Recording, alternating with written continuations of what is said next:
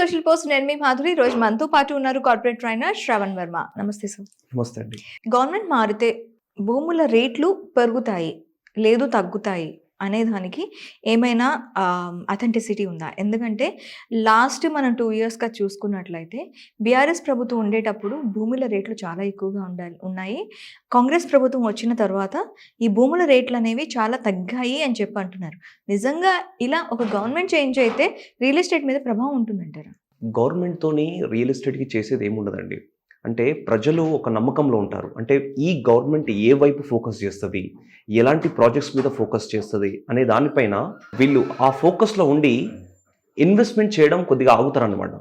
అంటే real estate ఇక్కడ పడిపోలేదు, real estate ఆగింది. అంటే ఏ ఇండస్ట్రీ అయినా చూసుకున్నాం, ఇప్పుడు even not only real estate, వేరే ఇండస్ట్రీ ఏది చూసుకున్నా కొద్దిగా ఆగుతుంది ఎప్పుడైనా. సో ఒక పెరిగే క్రమంలో ఒకసారి డౌన్ఫాల్ అవ్వచ్చు, మళ్ళీ పెరగవచ్చు. ఇక్కడ మనం మాట్లాడుకుంటుంది రియల్ ఎస్టేట్ లో భూమి అనేది రేటుకు సంబంధించింది. ఈ రేటు తగ్గుదల అనేది జరుగుతుందా ఒక గవర్నమెంట్ మారితే? ఎందుకంటే నాకు తెలిసిన దగ్గర నుంచి ఆ రేట్ పెరగడం చూస్తున్నామే కానీ ఎక్కడ తగ్గేది లేదు. ఒక గవర్నమెంట్ చేంజ్ అనేది భూమి రేటుపై ప్రభావం చూపిస్తుందా? చూపేదండి. ఎప్పుడు కూడా రేట్ ఆగుతుంది కానీ పడిపోదు. ఫర్ ఎగ్జాంపుల్ ఇప్పుడు మీరే ఉన్నారు, మీరు ఒక 15,000 rupees per square yard కొన్నారనుకుందాం.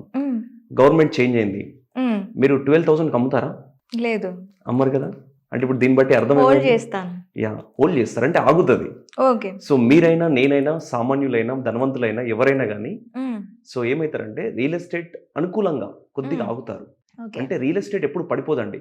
Real estate ఎప్పుడైనా పెరిగేదే కానీ దానికి కొంచెం డిఫరెంట్ రీజన్స్ ఉంటాయి. అంటే గ్రాఫ్ పెరగడానికి తగ్గడానికి అనేది డిఫరెంట్ రీజన్స్ ఉంటాయి. సో పడిపోయిందంటే 15,000 కొన్నది 13,000కి 12,000కి ఎవరు అమ్మరండి. అలా 15,000 కొన్నది అట్లీస్ట్ 16,000కి అమ్ముకుంటారు, లేదంటే కొన్న రేట్ కన్నా అమ్మాలి.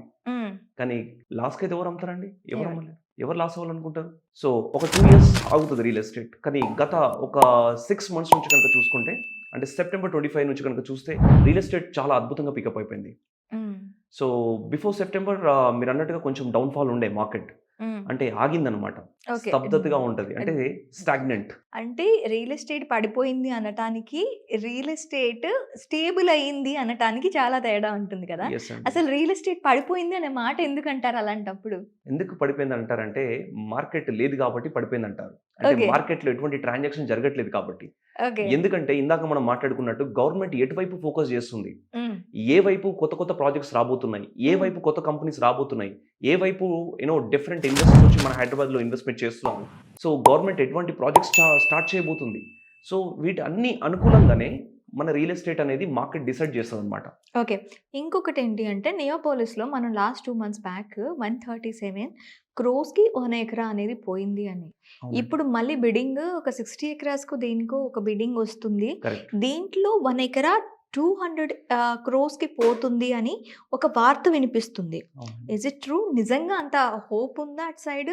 ఎస్ అండి. ఎందుకంటే కోకాపేట్ అనేది ఇప్పుడు జనరల్గా మాట్లాడేది ఏంటంటే ఆప్షన్స్, ఇప్పుడు ఇది 2వ ఆప్షన్ జరిగింది, ఇప్పుడు ఇది 3వ ఆప్షన్ జరగబోయేది. 26లో అగైన్ 3rd ఆప్షన్ మనకి పెట్టబోతున్నారు. కాబట్టి ఈ కోకాపేట్ అనేది కోట్లపేట అని మాట్లాడుతున్నారు. అంటే కోకాపేట్లో ఇంకా రేట్స్ తగ్గే పరిస్థితి లేదు. అంటే మీరన్న క్వశ్చన్ ఏంటంటే లైక్ 200 కోట్లు పలుకుతుందంటే అది ఆ టైంలో బిడ్డర్స్ అండ్ ఆ టైంలో బయ్యర్స్ బట్టి డిసైడ్ చేస్తుంది. కానీ ఈ రోజు మనం డిసైడ్ చేయడానికి లేదండి.